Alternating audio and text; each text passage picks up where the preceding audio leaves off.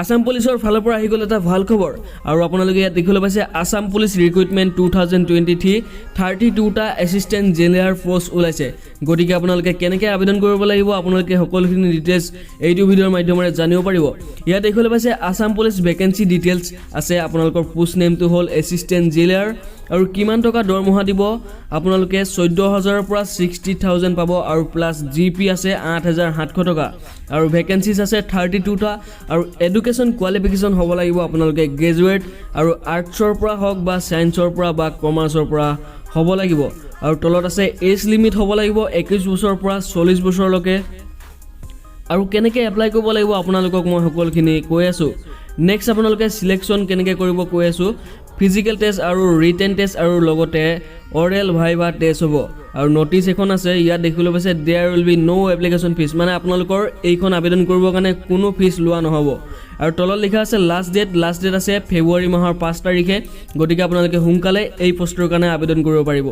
আৰু তলত এটা লিংক আছে অনলাইন এপ্লাই ইয়াত আপোনালোকে অনলাইন এপ্লাই এবাৰ ক্লিক কৰিব আৰু তলত দেখিবলৈ পাব please click here to common written exam যদি আপোনালোকে আইডি পাছপৰ্ট এতিয়ালৈকে বনাই ল'লে তেতিয়াহ'লে ইয়াত আপোনালোকে ৰিটেন এক্সাম দিব পাৰিব ইয়াত দেখিবলৈ পাইছে এপ্লিকেশ্যন নম্বৰ কেণ্ডিডেট নেম আৰু ডেট অফ বাৰ্থ দি আপোনালোকে ইয়াত ৰেজিষ্টাৰ কৰিব লাগিব আৰু লগতে আপোনালোকে ইয়াত এডমিট কাৰ্ডটো ডাউনলোড কৰিব পাৰিব ইয়াত দেখিছে এডমিট কাৰ্ড ডাউনলোড লিংক ইয়াত আপোনালোকে ক্লিক কৰি এডমিট কাৰ্ডখন ডাউনলোড কৰিব পাৰিব আৰু লগতে অনলাইন এপ্লিকেশ্যন কেনেকৈ কৰিব লাগিব ইয়াত দেখিবলৈ পাব ইয়াত আপোনালোকে এবাৰ ক্লিক কৰিব আৰু যেতিয়া ইয়াত এবাৰ ক্লিক কৰিব তাৰ পিছতে আহিব আপোনালোকে ষ্টেপ বাই ষ্টেপ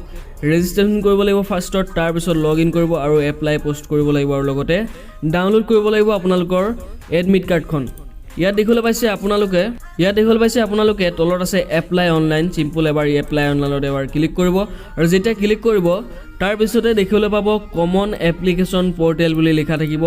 আৰু তাৰ পিছত আহিব ৰেজিষ্টাৰ আৰু লগইন যদি আপোনালোকে এতিয়ালৈকে বৰ্তমান সময়ত ৰেজিষ্টাৰ কৰা নাই তেতিয়ালে সিম্পল এবাৰ ৰেজিষ্টাৰত ক্লিক কৰিব আৰু ৰেজিষ্টাৰ ক্লিক কৰাৰ পিছত আপোনালোকৰ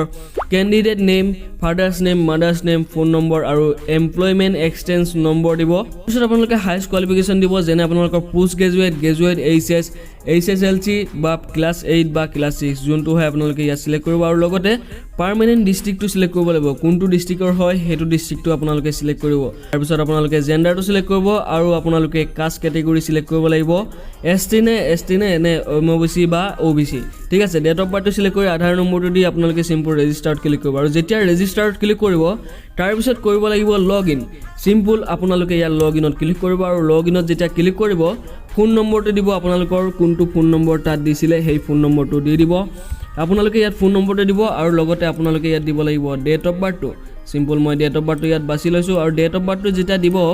তাৰ পিছত আপোনালোকলৈ আহিব যেতিয়া আপোনালোকে লগইনত ক্লিক কৰিব তাৰ পিছত আহিব ওয়েলকাম টু আপোনালোকৰ নিজৰ নেম আৰু কাষ্টটো হয় কোনটো কাষ্ট হয় ST নে এনে MOBC নে OBC হেতু আহিব আৰু লগতে আপোনালোকৰ ডেট অফ বাৰ্থটো ইয়াত আহি যাব দেখিবলৈ পাইছে আৰু লগতে আপোনালোকৰ ইয়াত সকলোখিনি ডিটেইলছ আহি যাব phone number name date of birth caste category সকলোখিনি ডিটেইলছ আহি যাব আৰু তলত দেখিবলৈ পাইছে কোনকিটা পোষ্টৰ কাৰণে আবেদন কৰিব পাৰিব আপুনি ইয়াত দেখিবলৈ পাব বহুত কেইটা পোষ্টৰ কাৰণে এতিয়া বৰ্তমান আবেদন কৰিব পাৰিব আৰু লগতে ইয়াত তলত দেখিবলৈ পাইছে নট এপ্লিকেবল মানে আপোনালোকে এই পোষ্টৰ কাৰণে আবেদন কৰিব নোৱাৰিব আৰু তাৰ পিছত আপোনালোকে ইয়াত যিকোনো এটা পোষ্টত আবেদন কৰিব পাৰিব মানে গোটেই কিটা পোষ্টৰ কাৰণে আবেদন কৰিব পাৰিব যোনকিটাত এপ্লাই বুলি আছে সিম্পল ইয়াত যিকোনো এটা এপ্লাই পোষ্টত এবাৰ ক্লিক কৰিব আৰু ক্লিক কৰি দিয়াৰ লগে লগে আপোনালোকে ইয়াত ডকুমেন্ট আপলোড কৰিব লাগিব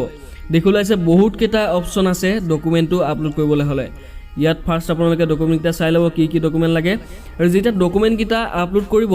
তাৰ পিছতে আপোনালোকে ইয়াত পোষ্ট সিলেকশ্যন কৰিব লাগিব কোন কিটা পোষ্টৰ কাৰণে আপোনালোকে আবেদন কৰিব বিচাৰে তাৰ পিছতে আপোনালোকৰ পাৰ্সোনাল ডিটেইলছ দিব পাৰ্সোনাল ডিটেইলছ দিয়াৰ পিছতে আপোনালোকৰ আহিব একাডেমিক ডিটেইলছ আৰু একাডেমিক ডিটেইলছ দি দিয়াৰ পিছত আপোনালোকৰ এডমিট কাৰ্ডখন যেতিয়া ভেৰিফাইড যাব তাৰ পিছতে আপোনালোকৰ এডমিট কাৰ্ডখন ডাউনলোড কৰিব পাৰিব ঠিক আছে আৰু ইয়াতে আপোনালোকে বেক আহি পেলাই এইটো পোষ্টৰ কাৰণে যেতিয়া এপ্লাই কৰিব তলত আৰু বহুত কেইটা পোষ্ট আছে য'ত দেখিবলৈ পাইছে এইকেইটা পোষ্টৰ কাৰণেও আপোনালোকে আবেদন কৰিব পাৰিব ইয়াত দেখিবলৈ পাইছে এইটো পোষ্টটো আপোনালোকৰ কি ডকুমেন্ট লাগিব ইয়াত দেখিবলৈ পাইছে do you have NCC certificate যদি NCC সাৰ্টিফিকেট আছে তেতিয়াহলে ইয়েস দিব আৰু নোট দিলে নোট দি দিব যদি আপোনালোকৰ নাই তেতিয়াহলে আপোনালোকে এইটো পোষ্টৰ কাৰণে আবেদন কৰিব নোৱাৰিব ইয়াত অকল NCC সাৰ্টিফিকেট থকা সকলেহে পাৰিব ঠিক আছে নেক্সট আপোনালোকৰ আহি যাব নেক্সট আপোনালোকৰ আৰু দুটা পোষ্ট আছে সেই দুটা পোষ্টটো কি লাগিব মই আপোনালোকক কৈ আছো ইয়াত দেখিবলৈ পাইছে do you have NCC certificate যদি এনচিচি চাৰ্টিফিকেট আছে তেতিয়াহে এপ্লাই কৰিব লাগিব বা আপোনালোকৰ do you have home guard certificate যদি আছে তেতিয়াহ'লে আপোনালোকে ইয়াত ইয়েছত দিব আৰু সেভ এণ্ড প্ৰচেছত ক্লিক কৰিব আৰু যেতিয়া সেভ এণ্ড প্ৰচেছত ক্লিক কৰিব তাৰপিছতে আপোনালোকে এই পোষ্টৰ কাৰণে আবেদন কৰিব পাৰিব নেক্সট আৰু এটা পোষ্ট আছে লাষ্টত য'ত আছে আপোনালোকৰ এপ্লাই য'ত আছে আপোনালোকৰ ইয়াতো এনচিচি চাৰ্টিফিকেট লাগিব গতিকে আপোনালোকে এনচিচি চাৰ্টিফিকেটখন যদি আছে আপোনালোকে আবেদন কৰিব পাৰিব আসাম পুলিচৰ এইকেইটা পোষ্টৰ কাৰণে তো গতিকে আপোনালোকে আবেদন কৰাৰ পিছতে আহিব এডমিট কাৰ্ড যেতিয়া আহিব এক্সাম দি আপোনালোকে পাছ কৰিলে এই পোষ্টৰ কাৰণে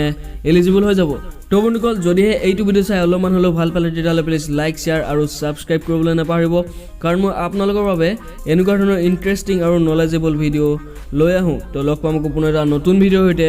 আজিলৈ এৰিলোঁ